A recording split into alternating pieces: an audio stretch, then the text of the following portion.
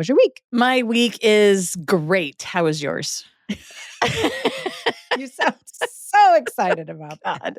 It was good. Honestly, it's been fairly low key this week, except for Olive, my little Frenchie. She has a bad back. And no. I know it's a Frenchie thing. Oh, and she's no. been hobbling around like an old lady all week. So How do you know it's a back? yeah, so they have IVDD, so intravertebral Degenerative disc disease. Yeah. And so she got diagnosed with it a couple of years ago because her legs gave out. And so you just literally like have to watch her, and she has to be on gabapentin and all the things like a human. And we have to like limit her activity. And then usually it gets better. So, but it could get much, much worse, right? You see the little Frenchies in like wheelchairs and stuff, but she's had a bad back for like 3 of her 5 little years. So this week she's been hobbling around, but it always makes us a little more like, oh God, every time. I know, so, of course. I know it's been like that kind of week, but and then other than that, it's been great. And then when you kind of have a boring week, don't you feel kind of like bad? Like something's up. Like you're like, wait, I can't have a boring week. I know. What's going on? But then you appreciate it because you're like, oh, I'm so glad it's boring. But then you're like, wait, should I be doing more? Because I don't know. I think like I started reading a book. Oh. And and I love it. It's almost like I can't wait to get home and read a book. But then I get sleepy. And then I fall asleep. That's okay. But then you'll probably sleep better because you read a good book. Yeah. I still think it's my cortisol is off or something. I don't know. Yeah. You need to sleep. I need to go to midi.com is what I need to do. You need to go to MIDI, get your hormones all squared away, girl. Exactly. I know. Awesome. Well, but didn't you go to Napa? Yes. Oh my God. We'll talk. So funny. Such an event. Oh my God. But yeah, it was a grand old time. So I'll tell you more about that.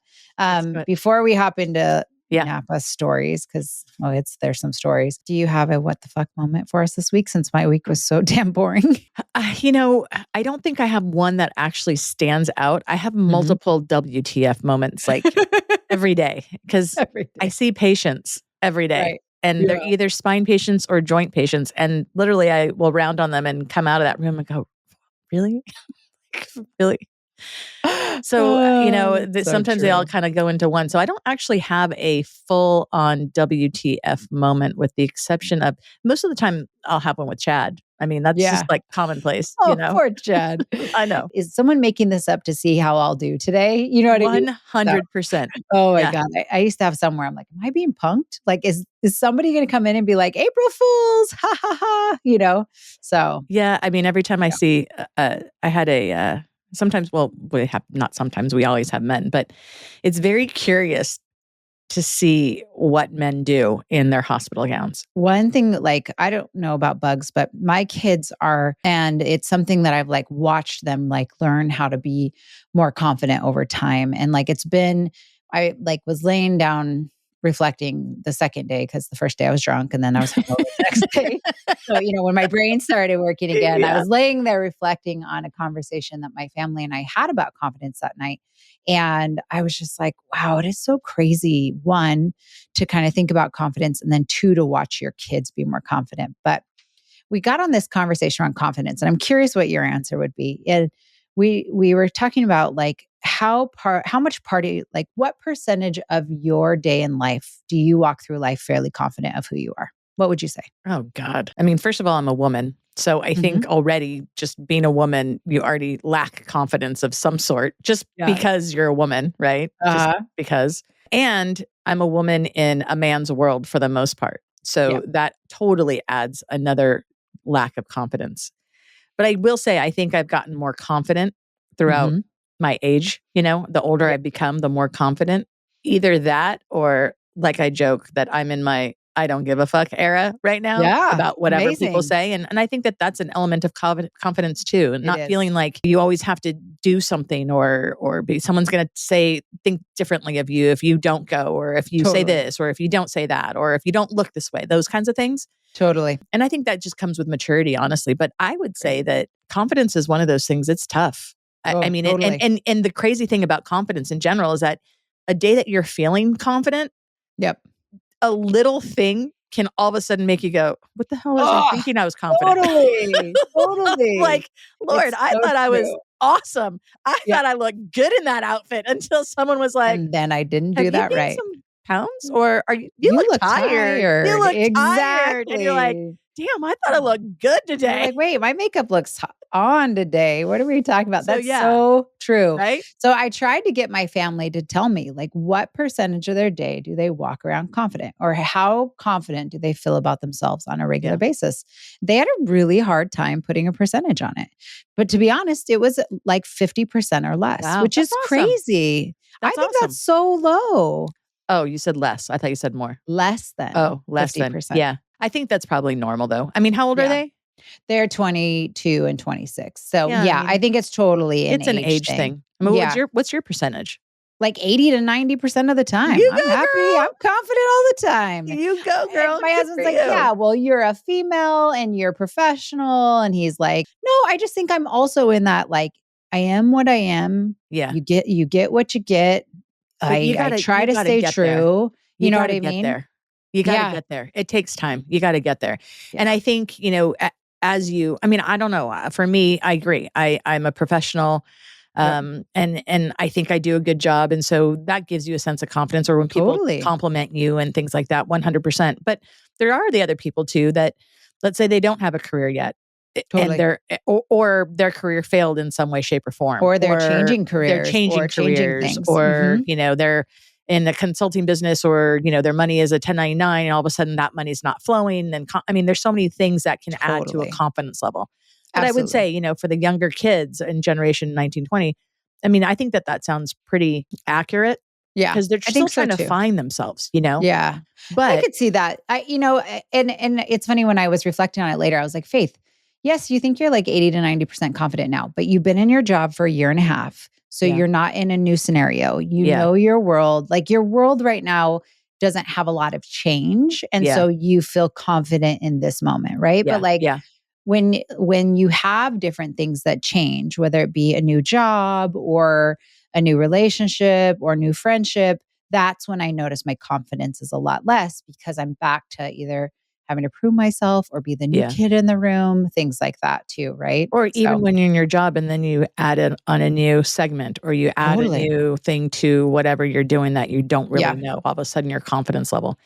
I think too, for your kids, I mean, obviously I try to instill confidence in him as well, but he's like this teenager. So he's starting to know about pimples and back knee. And we're both of them. And Chad had it apparently when he was young. And so we're both like, hey, listen, this is going to happen. It's going to go away. This is something that's normal, try. But you can see that he feels a little self-conscious about it. So I think this whole confidence thing, it's an ever evolving, open door, closed door, come, go, high, low, but it's super important. And one of the things that we really try to do with Bug is determine and be able for him to know the difference between confidence and being cocky.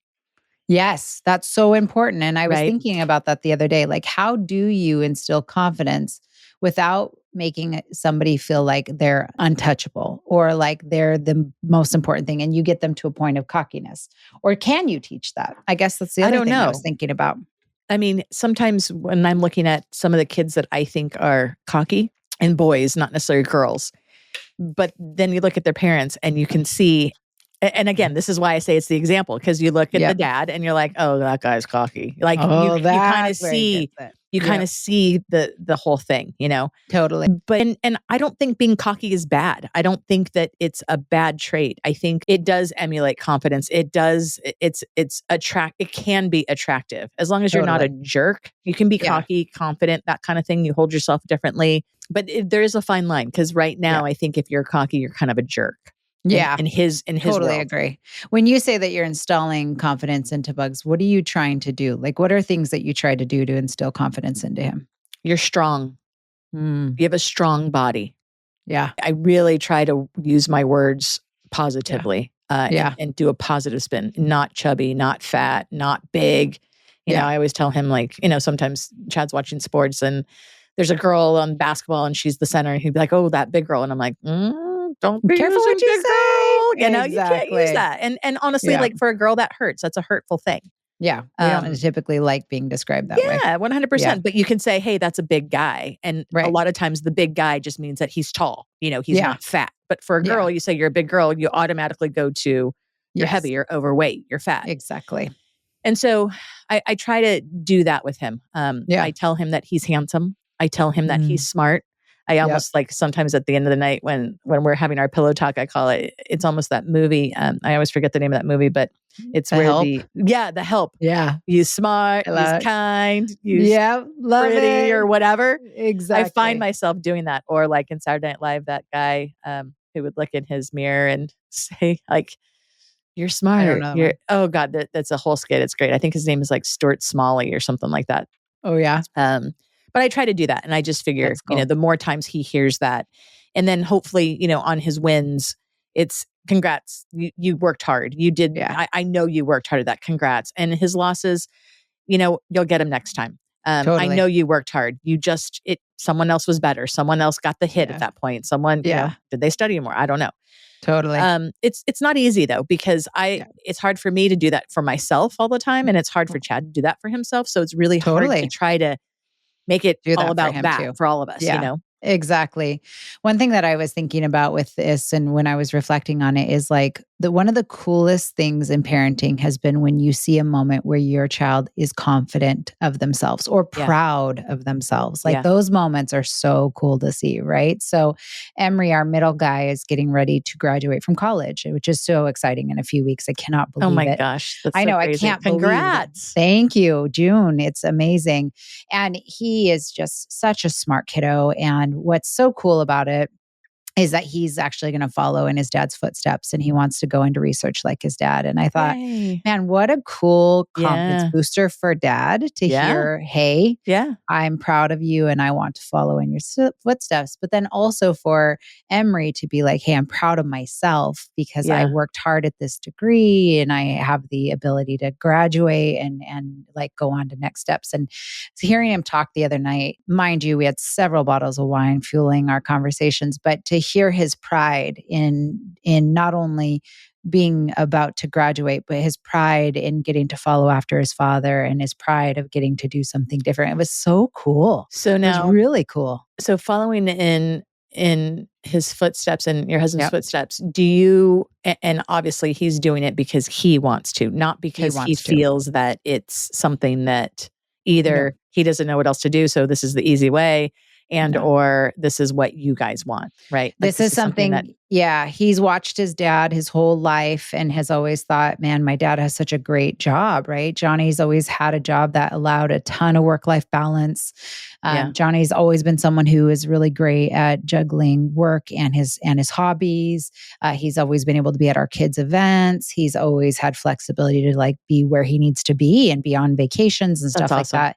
And then they all naturally are a little bit more science minded. And so back kids were little, they could actually go to your dad work day and they would get to do a ton of experiments with my husband. That's cool. And they loved it. I mean, that started to like infuse it. And so when he was thinking about what he wanted to do at college, he was like, I think I want to do something similar to dad. So he did molecular biology, biochemistry, and then we encouraged him to get a minor in bioinformatics, which is like coding. Yeah. So that's what he's doing. But what makes it even cooler, and we were kind of talking about this too, is, we talk about generational, right? So like my husband is the first generation to go to college, but now Emery is applying for his PhD. And is wanting to do that next step. So talk about like that growth generationally and the pride of generational growth is really amazing too, right? So very, very cool when we were kind of talking about confidence for them. But Emery's a boy. And now what about your daughter? What about so different, right? Totally different. Yeah. Totally different. And she is still walking through like figuring out her career and what she wants to do, and recently had a breakup. And so she's kind of at a different phase right now of where she's at, even though she's the big sister, right? Yeah. She's at a different stage of life. And then you have our youngest who is going to junior college, and same thing, kind of figuring out what he wants to study, what he wants to do. So he's at a different level of confidence, and you see them ebb and flow. You're totally right. There's moments where they're, at their top of their game. And there's moments where they're not sure where they're headed, and how that plays in. So I think for Bug at 13, it's one of those things where I think he's just starting to figure out, you put some work into something and this is what happens. He's been fortunate. We've been fortunate. He's been a smart kid. So we haven't really had no tutors. And he's always usually done very well. He's a little disorganized, like someone that we're talking to. Someone on this call. Someone on this call. You know the genetics that we're talking about, those Punnett squares, that the big D and the big D together means disorganized. I thought you were going to say penis again. No. The big D does not relate to big penis. The big D relates to disorganized in this conversation. Okay, good. Oh my God. But yeah, so aside from that, but I think now as he's getting older, the teachers are really trying to teach independence in high school, and hey, no one's going to hold your hand as much. And if you don't turn this in, a zero is a zero. It's no extra credit kind of thing. So I think now he's kind of realizing that he does need to put a little extra work into things. And if he really wants to push that envelope, he has to work. And he's seen it a little bit. Mom, I did all my homework and I turned in all my grades and I did well, look. Well, yeah. So that's kind of cool to see that as well. Same thing with sports, you practice. It's really hard to put in work. And this is for us too. It's so hard to put in some work and then you just don't see the result maybe right away, or the result is a very subtle result. It's not a huge thing that you're like, I did it. It's just kind of little wins all along the way, which is great. Yeah. Yeah, but good for you guys. Yay. I know. It's so cool. But it also led me to think a lot about, and I don't know if you ever go through this, but I go through, and I guess it's confidence, but I call it imposter syndrome. So I don't call it like lack of confidence, but when it comes professionally, I have imposter syndrome sometimes. You fake it till you make it? Get till you make it, or you feel like I'm in a room with a lot of smart people, and why am I in this room? Like, why did I get this job? Or why do people trust me for this? Or do I know what I'm talking about? Like, I'm the clinical person. Do I know what I'm talking about? Do you ever have that when you're in a room? No, because I usually know when I'm in a room, I know why I'm there. Yeah. I look at other people and be like, why the hell are you in here? I'm always like, was she grandfathered in? Yep. But yeah, it's fine. It is. Oh my God. That's so funny. Well, that's so cool. I was thinking about it all weekend just because our trip, and I was like, oh my gosh, I need to ask Lisa more about this and see what she thinks, especially having a 13-year-old, because that's such an interesting time with raising kids, right? They're like at such a vulnerable. It's weird. It's Yeah. And they don't know if they're kids. They don't know if they're teenagers. And they still want to be. I think as a boy, and as an only kid and as my baby, there's that still little, mommy, can you hug me? That kind of thing. And I'm like, yeah, of course. Nice. Can I do it for 20 minutes? Instead of 5, so that kind of thing. But yeah, it's a wild world, and it's hard, especially today in this TikTok world and all that stuff, that whole other confidence thing too. I mean, I think for a girl, I was talking to one of my friends that has girls and they're 10 and 8. And I said, do they have a cell phone? And she was like, no, I don't even know what the age is. And Bug was 12. And they're like, I'm afraid because the world of the girls and the TikTok and the Instagram, and it becomes their identity and it becomes a source of this confidence. And I don't look like that. And I want to look like that. And no one liked my picture, and nobody, I don't have that many followers or whatever it is now. Like that's a whole other thing that I never had to deal with growing up. I mean, obviously we had our other things, Yeah. Thank God we didn't have photos on social media growing up. Yeah. I mean, God, the shenanigans I would have had on social media. So yeah, I mean, it's crazy. It's so interesting. I was at Sephora today, and that place makes me sneeze. The fuck? It's too many scents. I'm always like, Lord, it makes me sneeze. Oh, well, it's funny because this Sephora that I went to today is just down the street from a high school and a middle school. And so it is chock full of middle schoolers. And it's a fairly wealthy little town. So it's like a bunch of little rich kids coming out of school, right? But they're in Sephora. And I will tell you, at 44 years old, I probably have only started to really try to get into not healthcare, skincare. I'm also trying to be in healthcare, but skincare for probably the last 4 years. And I don't even know what all those serums and stuff do. I buy shit thinking, this is it. I bet off TikTok. Yeah, same. I'll watch it and be like, oh, I too need hyaluronic acid. It's the weirdest thing. But feel like we don't such a even know what dumbass. some of that stuff does. I know. But we buy it because it makes you feel better. But Talk about confidence because you want to get fine lines away. You want to get your smile lines. You don't want bags under your eyes. That's confidence, right? That's But then I was watching these like 13-year-olds being like, oh, I need a face pill and some hyaluronic acid. I know. I just wonder, like, up until 30 something, I just washed my face with soap and water in the shower. Listen, you're 13. What do you have to peel? You know what I mean? Like your skin is baby fresh and like, I know.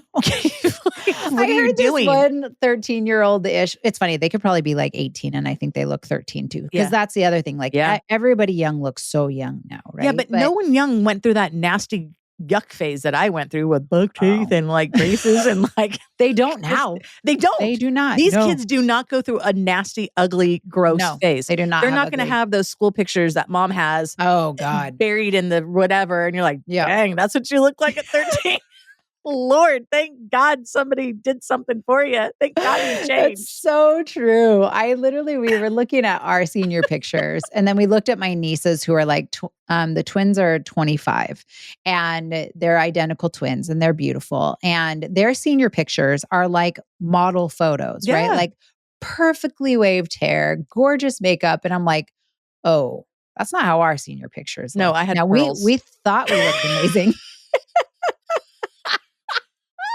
You thought you looked good in those photos. Oh, for sure. Oh, but I was like in a garden. I had the garden behind me.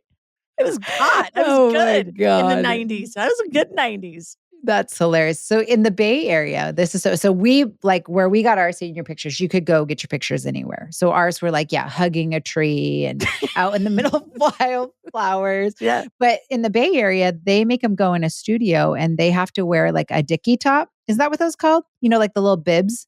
And it looks like a turtleneck? Well, kind of, but this one looks like a suit. So the boys look like they're wearing a black tuxedo for their senior pictures, but it's literally like a small sheet that they put over just their shoulders. And then the girls look like they're in an off-the-shoulder black formal dress, but it's really also just like a little sheet type thing. And that's what all senior photos in the Bay Area. It's not their own skin? No, it is their skin, but it's like she wears like buttons, like almost like a dicky type thing. And this is all skin. And then it looks like it's a black dress, but it's really just like a small top. Mm-hmm. Interesting. Yeah. So that's what I don't know if it's all Bay Area schools. I shouldn't say that, but where my children went to high school and several of the surrounding high schools, that's what their high school photos are, is they have to go to this like picked studio by the school and they get these like school photos where they look like they're wearing a tux. Oh God. No, that wasn't mine. What do you like? Will Bugs get to do his own senior photos, however? No idea. We're not there yet. I don't even know what I'm doing tomorrow, so I have no idea what's going to happen. No shit. I just don't yet. I'm thinking, what's tomorrow? What are my deadlines tomorrow? What do I need to sign him up for so I'm not Mother of the Year and he's missing out on something? Yeah, I have a lack. You're not very organized and I don't like commitment. So we're a great pair. Yes. We won't commit to organization. How about that? We are. Exactly. It's so funny. Well, the last thing that I was going to say about Sephora is I was listening to these two little teenagers and they were in line in front of me, which is so funny to hear these kids talk. Like the stuff they say, you know what I mean? And this one little girl has like literally an entire bucket of like expensive face stuff too. And I don't even know what some of this stuff is, but I'm like, I think those are pills and acids and masks and all this stuff. And she goes, oh my God, my dad's going to be so annoyed when I get home. He gets so pissed when I have all these facial things. And I'm like, yeah, I'd be pissed too. Right. And I'm just sitting there being like, I wonder how a dad of a teenage girl who is like watching all these TikToks and wants to buy all this stuff, like, how do you approach that? I don't know. A lot of the moms all that shit on your face. So I call them girl moms and the boy moms because I don't really interact with a lot of the girl moms except for one who has twins and she has a boy and a girl. And I think that God really knew what he was doing by giving me a boy instead of a girl. A girl mom would have been your style. I'm not girly. I think that we probably would have butt heads a lot. You know, it's so interesting. I don't know. I don't know. I think it's so scary for I see girls. And I mean, you think about your body image, just we're talking about confidence, totally. right? As an adult, confidence, going through your entire life of having some sort of body issue, some sort of, I'm not pretty enough, I'm too fat, I'm not skinny enough, I'm not, or am I too skinny? Whatever it is. Totally. No matter what. I don't like the way the jeans look and the bathing suit and just all this nonsense that I think women and girls go through. It's funny though, I'm sitting here saying this like these poor kids' skin, but when I was a teenager, I baked for hours in the sun, lathered in oil. Baby oil.